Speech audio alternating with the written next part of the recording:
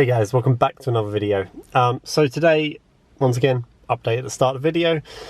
We've got the car completely fixed and working 100%. I'm sorry that the quality of the video wasn't great. Obviously, I'd like to have spent more time internally with SCC.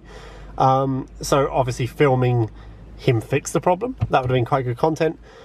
However, half of me just wanted the job done and to know that it was fixed. And obviously the other half of me, on the phone to them, they were kind of umming and ahhing whether they wanted me to film, which is a bit of a weird thing because obviously it's free promotion for them in a way. But I mean, it's their shop, they can do whatever they want. If they don't want someone to film there, they don't want someone to film there. So yeah. So sorry about that. So the problem's completely fixed. That will be released in a separate video. The car. So we're now doing little bits to it. So obviously show season is coming up. I say coming up, it's starting to come up. So we got a few little bits. Now, I ordered from Paint Mods, just because I thought it's something different, doesn't cost that much. Frozen white misting jets. So, yeah, basically paint matched to your car. So rather than the plasticky black ones on the front, we're going with frozen white painted misting ones. So they're not jets, so they don't spray a large amount of water onto your windscreen. It's more of like a mist, apparently. I don't know, I've never seen them actually in person. But anyway, there's two of those. I can't remember how much they were, like 30 quid, 25 quid, something like that. I don't know. Either way, that's the first thing. The second thing is, I found myself some white edge trim. And I'm thinking we change the Revo intake where it's got the metal edge trim, which is currently black. I'm wondering if we paint it in white or put white edge trim on. Remove the black, put white edge trim on, and it will, once again, it will make the white pop out even more. Hopefully, once again, bringing the engine bay a little bit more together. So that's the plan. Let's get on with it. I hope you guys enjoy this video. Remember to hit the subscribe button down below and hit the like and leave a comment. Yeah, and also, one more thing I want to mention. There's a Facebook group. If you aren't part of the Facebook group, basically it's a slightly more in-depth, it's a place where I will help people a lot more. I'm trying to push more towards the Facebook group. So basically you're going to get a lot more behind the scenes stuff. You'll know when things are coming sooner than everyone else. So if you want a bit more in-depth into my life, into YouTube, into the parts that are coming on my car, if you want some help, Facebook's the place to do it. So that's going to be the first link up top. So yeah, follow me on Facebook. So they are my current washer jets. So in theory, I don't know how they come out. It looks like there's a little clip just up here. So I might get a little screwdriver for that, but you might be able to just push it out, to be honest. And then you should be able to just, you literally just pull the pipes off. So that's the pipes pulled off. Now I just need to, once again, like I said, get to that clip in there. Hopefully you can see that. There's a little clip up top. I think you just push the clip in. Might get a screwdriver, push the clip and do that. So all you do is, yeah, you just pull it towards yourself. It just pops out.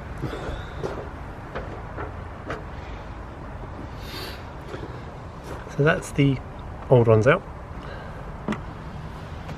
I'm just going to clean the bonnet up. I'm just going to clean that up and then put the new ones in. So once again, all you do is pop it in, and then when you've got it to like there, just give it a push. Clicks into place. Obviously it locks on the back there. And then in theory, we can just reconnect the hoses up. And they should now work. Now at the end of the video we'll come back and I'll show you the difference between misting ones and not, but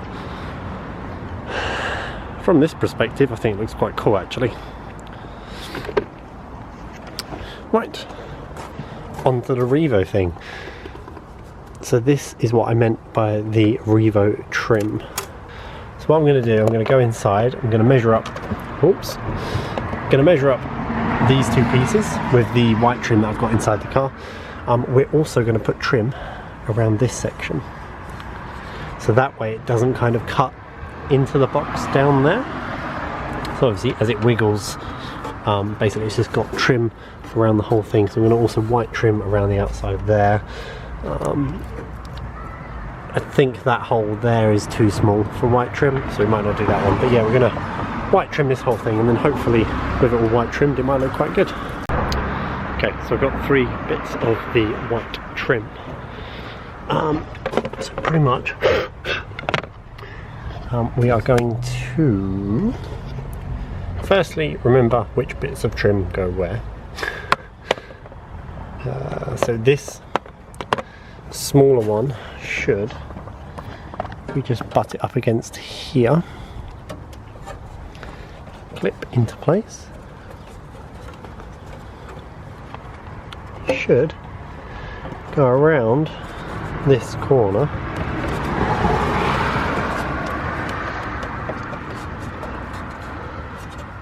and then bend at the bottom here, and that is perfect. So hopefully you can see kind of what the effect we're going for here, but as you can see, this trim works perfectly.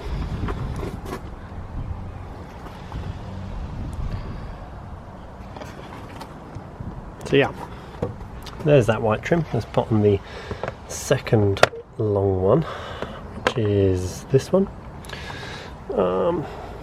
Might just pop you guys down for this one.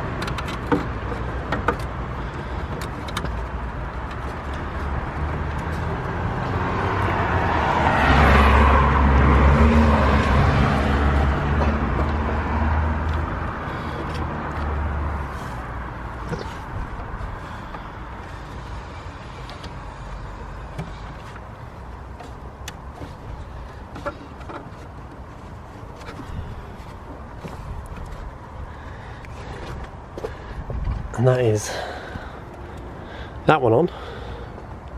Obviously we can, if we want to, we can cut a little one for here, which seems to have actually gone missing. It used to have one. So yeah, don't know where that one went, but we'll put a new white one on that anyway. And now obviously we've got the complicated one. Now I measured this up a minute ago. Hopefully it's correct. It's going to be a pain to get down back there. So once again, so there we go. So there we go, all completed. Don't know what you guys think of that.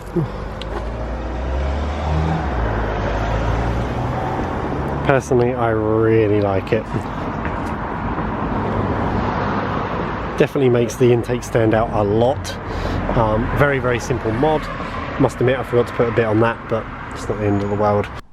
So just started my car and this came up once the driver door thing. Ignore that name. Basically that. Oh, and we've now got an engine light as well. Engine service now. I got really scared, but I think I might know what it is. So let's just quickly turn this off. For a second, I thought I'd broken my car. But I haven't broken my car. I just forgot to plug in my MAF sensor. So let's plug that back in.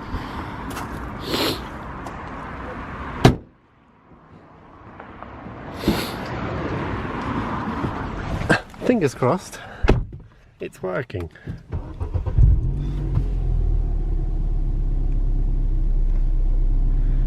We do still have an engine light. I don't know why we've got an engine light.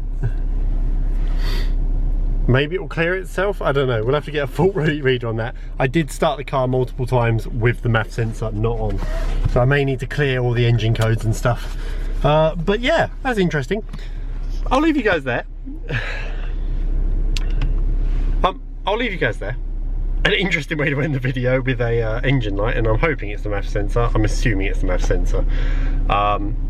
If it doesn't go by the time I've got the fuel and come back, I'll plug my reader in, and if I need to update you guys, I'll update you guys. But yeah, thank you guys for watching. Remember to like, subscribe, follow Facebook down below, and I'll see you guys in the next video.